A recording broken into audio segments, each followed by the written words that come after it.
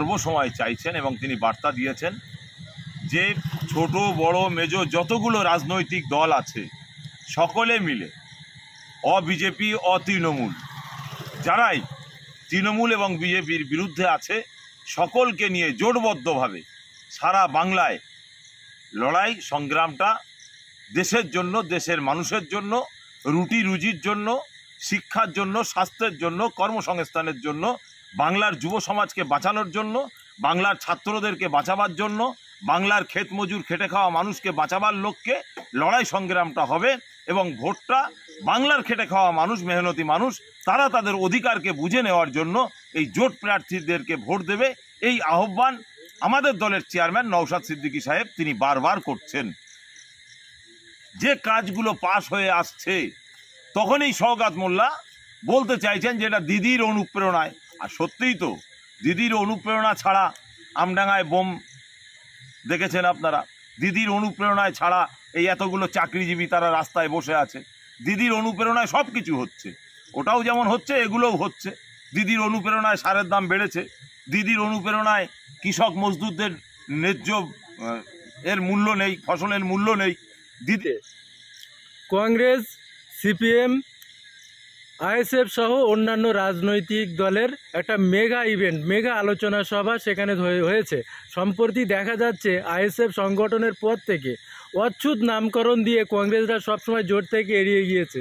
26শে বিধানসভা ভোট, তাহলে কি কংগ্রেসের সঙ্গে সিপিএম এবং আইএসএফের জোট হচ্ছে? কি বলবেন এ বিষয়ে? দেখুন, আমরা ইন্ডিয়ান সেকুলার ফ্রন্টের আমি একজন কর্মী, সেই জায়গায় দাঁড়িয়ে আমাদের দলের চেয়ারম্যান তিনি সর্বসময় চাইছেন এবং তিনি বার্তা দিয়েছেন যে ছোট বড় মেজ যতগুলো রাজনৈতিক দল আছে সকলে মিলে বিজেপি তৃণমূল যারাই তৃণমূল এবং বিজেপির বিরুদ্ধে আছে সকলকে নিয়ে জোটবদ্ধভাবে সারা বাংলায় লড়াই সংগ্রামটা দেশের জন্য, দেশের মানুষের জন্য, রুটি রুজির জন্য, শিক্ষার জন্য, স্বাস্থ্যের জন্য, কর্মসংস্থানের জন্য, বাংলার যুব সমাজকে বাঁচানোর জন্য, বাংলার ছাত্রদেরকে বাঁচাবার জন্য, বাংলার ক্ষেত মজুর খেটে খাওয়া মানুষকে বাঁচাবার লক্ষ্যে লড়াই সংগ্রামটা হবে এবং ভোটটা বাংলার খেটে খাওয়া মানুষ, মেহনতি মানুষ, তারা তাদের অধিকারকে বুঝে নেওয়ার জন্য এই জোট প্রার্থীদেরকে ভোট দেবে। এই আহ্বান আমাদের দলের চেয়ারম্যান নওশাদ সিদ্দিকী সাহেব তিনি বারবার করছেন। আগামী দিন আরও বাকি আছে, দেখা যাক কি হয়।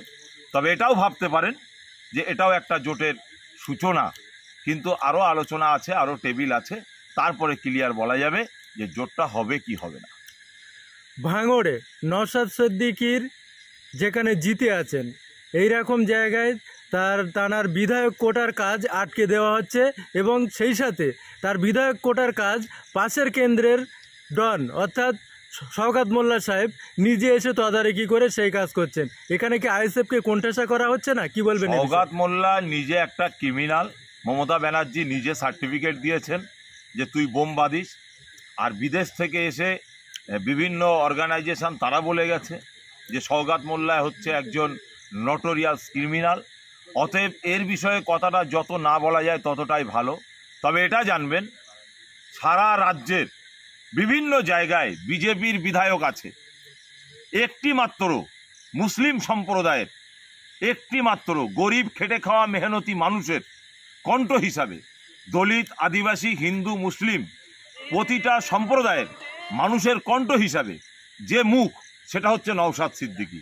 অতএব তাকে রুখতে হবে, তাকে পচাতে হবে, তাকে রাজনৈতিকভাবে দূর করতে হবে।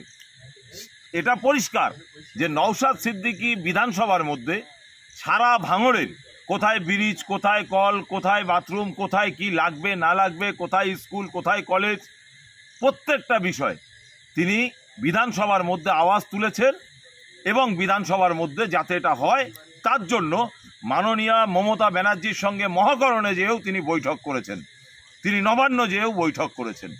কিন্তু যে কাজগুলো পাশ হয়ে আসছে তখনই শওকত মোল্লা বলতে চাইছেন যে এটা দিদির অনুপ্রেরণায়। আর সত্যিই তো, দিদির অনুপ্রেরণা ছাড়া আমডাঙ্গায় বোম দেখেছেন আপনারা, দিদির অনুপ্রেরণায় ছাড়া এই এতগুলো চাকরিজীবী তারা রাস্তায় বসে আছে। দিদির অনুপ্রেরণায় সব কিছু হচ্ছে, ওটাও যেমন হচ্ছে এগুলোও হচ্ছে। দিদির অনুপ্রেরণায় সারের দাম বেড়েছে, দিদির অনুপ্রেরণায় কৃষক মজদুরদের ন্যায্য এর মূল্য নেই, ফসলের মূল্য নেই, দিদির অনুপ্রেরণায় যারা মাঠে কাজ করে লোকের জোন দেয় মজুরি করে তাদের ন্যায্য মূল্য নেই, দিদির অনুপ্রেরণায় 100 দিনের কাজের টাকা আসেনি। অতএব দিদির অনুপ্রেরণায় সব কিছুই হচ্ছে। এই সওগাত মোল্লা সে তার দলবল নিয়ে প্রত্যেকটা জায়গায় বাধা সৃষ্টি করতে চাইছে। তবে বাধা যতই দিক, ভাঙড়বাসী আগামী দিন জুতো মেরে ঠান্ডা করে দেবে সওগাত মোল্লাকে। তার জন্য ভাঙড়ের মানুষ পুরো রেডি হয়ে আছে। আপনারা ভাবুন, যে ব্রিজটা হচ্ছে সেই ব্রিজের যে সামানগুলো, যে ম্যাটেরিয়ালস, সেই ম্যাটেরিয়ালসগুলো এত কমজোরি, যার কারণে ওই এলাকার মানুষ তারা প্রতিবাদ করে সেই কাজটাকে বন্ধ করে দিয়েছে। আগে ভালো ম্যাটেরিয়ালস দাও, তারপরে কাজ করো। সওগাত মোল্লা কোথায় ছিল? বালিটা দেখে নিতে পারিনি তো, পাথরটা দেখে নিতে পারিনি তো, রডগুলো দেখে নিতে পারিনি তো, সিমেন্টটা দেখে নিতে পারিনি তো।